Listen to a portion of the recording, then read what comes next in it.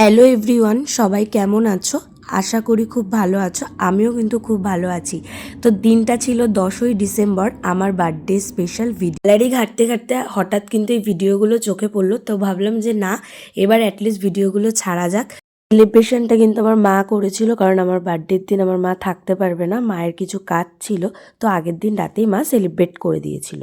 মায়ের দেওয়া এই বার্থডে গিফটটা পেয়ে তো আমি খুব খুশিও হয়েছিলাম, আবার ইমোশনালও হয়ে গেছিলাম। বার্থডে স্পেশাল বলে নেল এক্সটেনশন করে নিয়েছিলাম আগের দিনকার।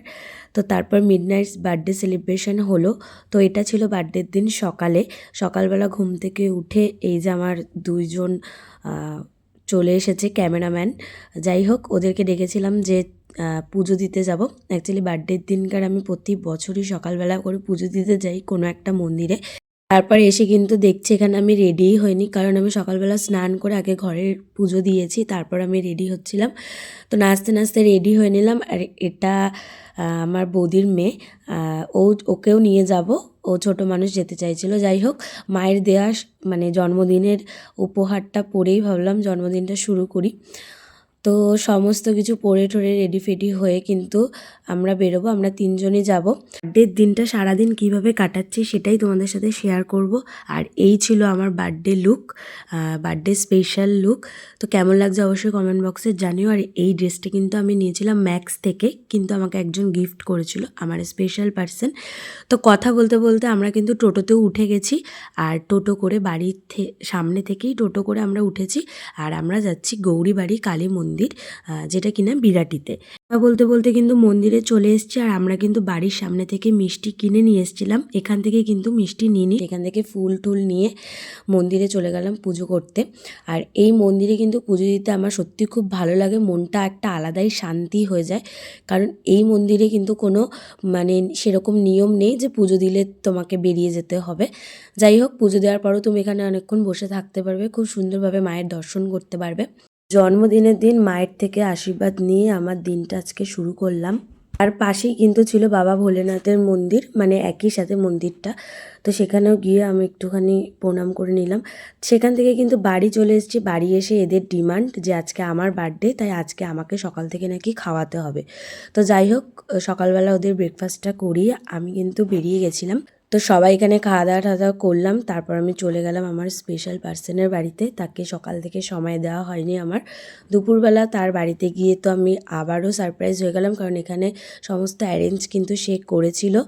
আর আমার প্রিয় খাবার দাবার সবই ছিল এখানে, 5 রকম ভাজা, ডাল, মাছ, মাটন স্পেশালি আমার খুব প্রিয়, মিষ্টি, চাটনি, পাঁপড়। তারপর কিন্তু সন্ধেবেলা একটা ছোট্ট সারপ্রাইজ আমাকে দিয়েছে। ফ্যামিলির সবার সাথে একটা কেক কাটিং করেছে আমাকে নিয়ে, আমার তো খুব ভালোই লাগছিল। এখানে তারপরে আমি কেকটা কেটে নিলাম, সবার সাথে সেলিব্রেট করলাম ছোট করে।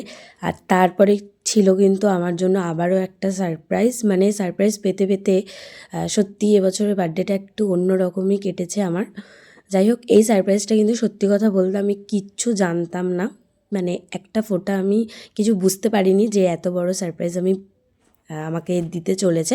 হ্যাঁ, এইটুকু গেস করেছিলাম যে একটা কেক তো অবভিয়াসলি ও কাটাবে, আর গিফট তো কিছু না কিছু আছে, বাট এরকম গিফট আমি সত্যি এক্সপেক্ট করিনি। আমার জন্য এটা সত্যি আনএক্সপেক্টেড একটা গিফট ছিল। হলো সেই গিফট একটা গোল্ডের পেন্ডেন্ট, যেটাতে কিনা লেখা ছিল আমার নামের ফার্স্ট লেটারটা এস। তো খুবই পছন্দ হয়েছে। যাই হোক, তারপর কিন্তু পরের দিন ওই দিনটা আমি ওরকমভাবেই কাটালাম সারাদিন ওদের সাথে। নেক্সট ডে এটা হলো আমার ফ্রেন্ডরা আমার বার্থডে সেলিব্রেট করেছিল। হ্যাঁ, আমার বার্থডেতে সব জায়গাতে যেতে হয়, তো ওই জন্য আমি একদিনে সময় দিয়ে উঠতে পারি না বলে কিন্তু আমার বন্ধুরা ওরা পরের দিন বা আগে সেলিব্রেট করে ফেলে। তো এটা ছিল আমার মানে 3 নম্বর কেক কাটিং, এই হলো আমার বন্ধুরা। আর এটা লাস্ট অ্যান্ড ফাইনাল সেলিব্রেশন ছিল 4 নম্বর কেক। এই কেকটা আমার এত পছন্দ হয়েছে, মানে কি বলবো, সত্যি সবাইকে খুব খুব খুব থ্যাঙ্কস বললেও খুব কম হবে। তারপর এখানে একটুখানি রিলস আমি শ্যুট করে নিচ্ছিলাম।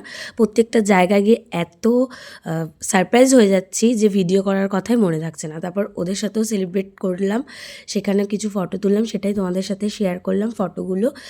আর ভীষণ প্রত্যেকটা গিফট কেক, ডেকোরেশন সত্যি খুব ভালো লেগেছে। মনের মতন হয়েছে আমার এই কেকটা। আমার যা প্রফেশন সেই প্রফেশন বেস করে কেকটাকে থিম সেই করা হয়েছিল। খুব পছন্দ হয়েছে। থ্যাংক ইউ সবাইকে।